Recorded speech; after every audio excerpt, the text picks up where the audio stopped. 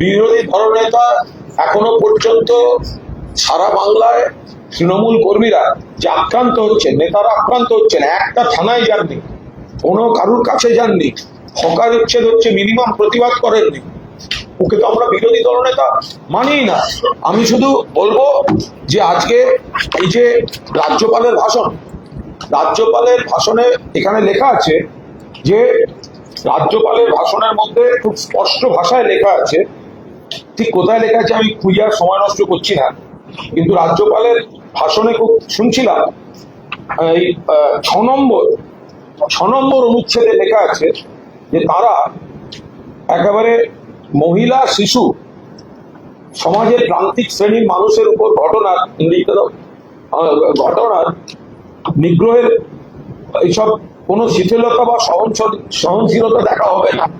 এটা বলছেন রাজ্যপাল, যে কোনো মহিলার উপর নির্যাতনের দেখা হবে না।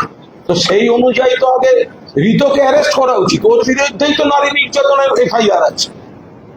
রাজ্যপালের ভাষণ যদি ঠিক হয় তাহলে ঋতব্রত বন্দ্যোপাধ্যায়ের অবিলম্বে অ্যারেস্ট হওয়া উচিত। অবিলম্বে বলা উচিত যে স্পিকারকে একটা এক্সপার্ট, একটা পার্টির এক্সপার্ট, একটা মালকে বসিয়েছেন বিরোধী দলনেতা পদে, ঘাড় ধরে জেলে পাঠানো উচিত। এফআইআর ভুলে গেলেন রায়গঞ্জের, এই বালুরঘাটের কেস ভুলে গেলেন। কেউ মারা যেতে পারে, কিন্তু সেটা বন্ধ করা যায় না। রাজ্যপালের এই কথা যদি ঠিক হয়, 2 নম্বর অনুচ্ছেদ মানে এতখানি প্রায়োরিটি দেয়া, যদি এটা রাজ্যপালের বক্তব্যের এই 2 নম্বর অনুচ্ছেদ, এই 6 নম্বর যদি ঠিক হয়, সেই জায়গায় তিনি পরিষ্কার বলছেন যে মহিলা এবং শিশুদের উপর যে কোনো রকম কোনো অবস্থায় তারা, তাহলে যার বিরুদ্ধে এই মহিলার ভয়ঙ্কর অভিযোগ, তারপর আপনারা তো সব দেখেছেন, জিপ টিপ বের করে নানা রকম ভিডিও টিডিও আপনারা তো দেখেছেন সব, একসময় তো প্রাক্তন মুখ্যমন্ত্রীও দেখিয়ে দিয়েছেন। তো এই যার বিরুদ্ধে এফআইআর, এই রাজ্যপালের ভাষণকে তখনই সত্যি বলে মানব যদি ঋতকে খাড় ধাক্কা দিয়ে বার করে। একজন নারী নির্যাতনকারী এফআইআর নেমকে স্পিকারের তলায় বিরোধী দলনেতা পদে বসিয়ে রাজ্যপালের এই বইটা অসার বস্তু। ঋতকে সরান, তাহলে বুঝবো যে রাজ্যপালের ভাষণে মেরিট আছে।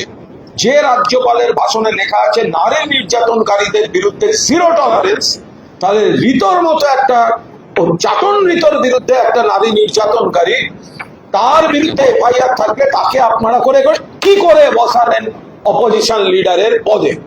আমরা তো মানি না, কিন্তু এই বইটা অসার বস্তু, এই বইটা অসার বস্তু মানে না। তার কারণ হচ্ছে এখানে লেখা নারী নির্যাতনে 0 টলারেন্স। নারী নির্যাতনের 0 টলারেন্স হলে চাটন ঋত এফআইআর নেম, সে কি করে এখানে বসে থাকে? স্পিকারের দেয়া অনৈতিক ভাবে ব্যাকডোর পলিটিক্স, গ্যারেজে দাঁড়িয়ে, ঘরের সামনে দাঁড়িয়ে কি করে এটা পেয়ে যায়? আমাদের বলে চটি চাটা, আমাদের মমতাদি গরিবের জিনিস, হাওয়াই চপ্পল চটি পড়ে, 100 বার চটি চাটা, ওই ক্যাম্প তো বালিশ চাটা। তো বালিশ চাটা ক্যাম্পে যারা আছে, এই রাজ্যপালের ভাষণ পুরোটা মানবো যে এটা ঠিক আছে, মেরিট আছে, কিন্তু তার একটাই নমুনা হবে ঘাড় ধাক্কা দিয়ে ঋতকে তাড়ানো। আনন্দ আর ভালোবাসার দীপ্তিতে গড়া সমুজ্জ্বল পরমা, ঠিক তোমারই মতো।